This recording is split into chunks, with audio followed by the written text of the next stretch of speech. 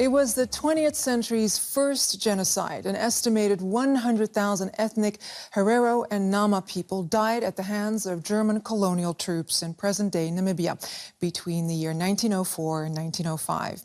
For a long time, Berlin refused to call the killings a genocide, but that changed back in 2015. Germany and Namibia are now in talks about a joint declaration on the massacre. Well, the killings were carried out by the then German Empire. They took place in the area in southern Africa, now known as Namibia. At the time, the territory was known as German Southwest Africa. In 1904, German soldiers crushed an uprising by the Herero and Nama peoples against their colonial rulers. The colonizers' response was brutally simple. They drove the fleeing Nama and Hereros into the desert, where many died of starvation, while tens of thousands of people were killed and more perished in the repression that followed. 80% of the entire Herero population and half of the Nama population died, while the leaders of both indigenous groups are calling for reparations from the German government and say anything else would be an insult to the victims' descendants. And I want to wish a very warm welcome to both of our guests. I'm joined in the studio to discuss the Herero and Nama genocide.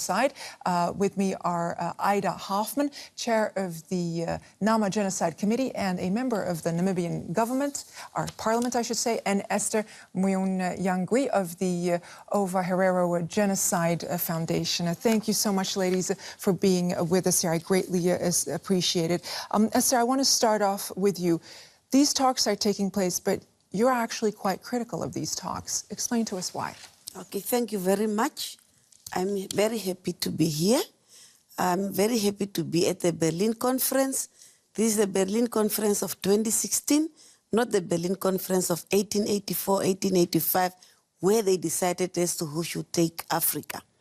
So currently we are hearing that the two governments have started with the negotiations.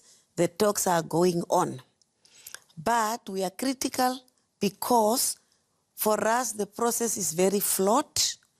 The way the approach is totally wrong.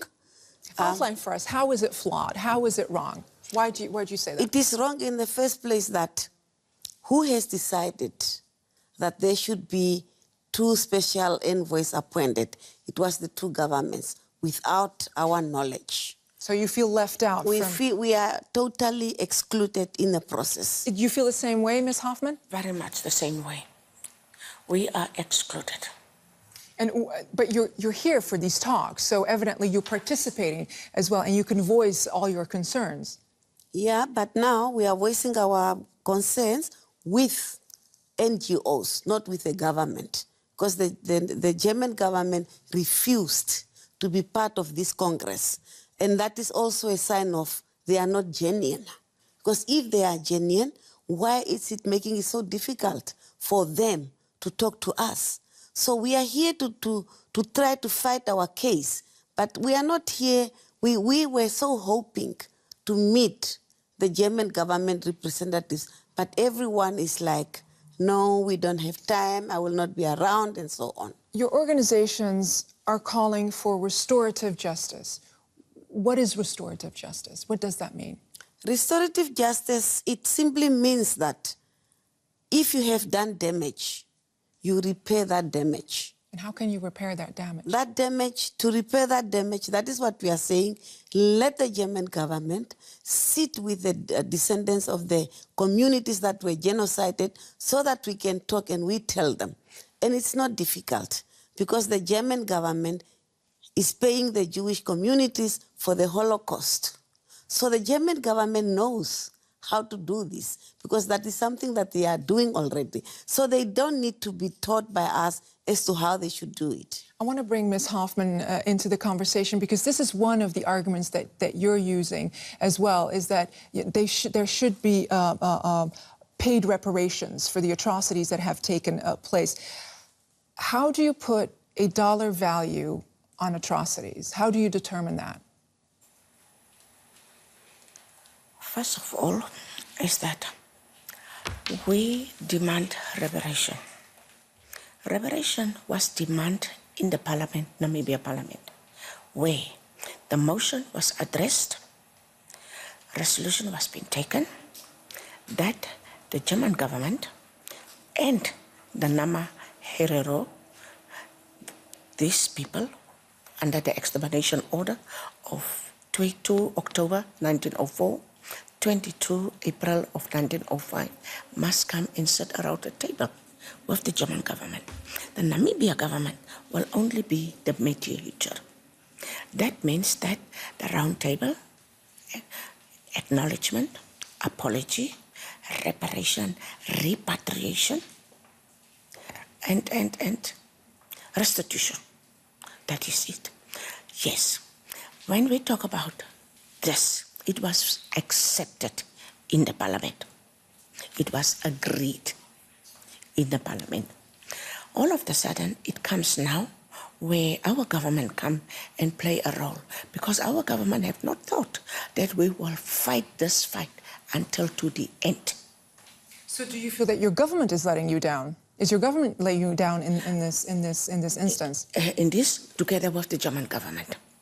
All right, well, let's talk about back in 2004, the Germany's then development minister went to Namibia, presented his apologies, an official apology.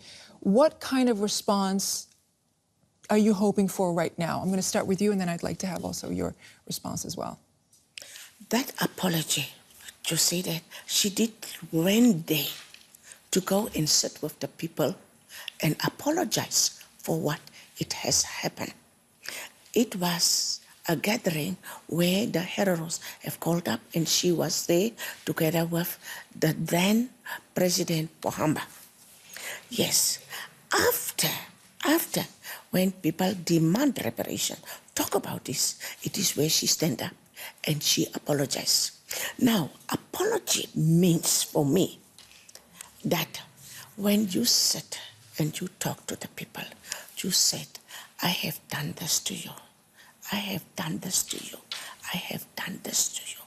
Based on these things that I have done to you, that is where I really, on my knees, or you can be stand, but you said, please, can you take my apology? Can you forgive me? I want to get to Esther, and what do you expect? What are you hoping for?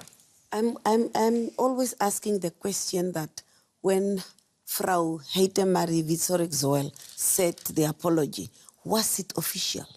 I don't think it was official apology. What makes you think it was not official? She came there in an official capacity. Exactly, but what happened when she came back from Namibia? She almost was crucified.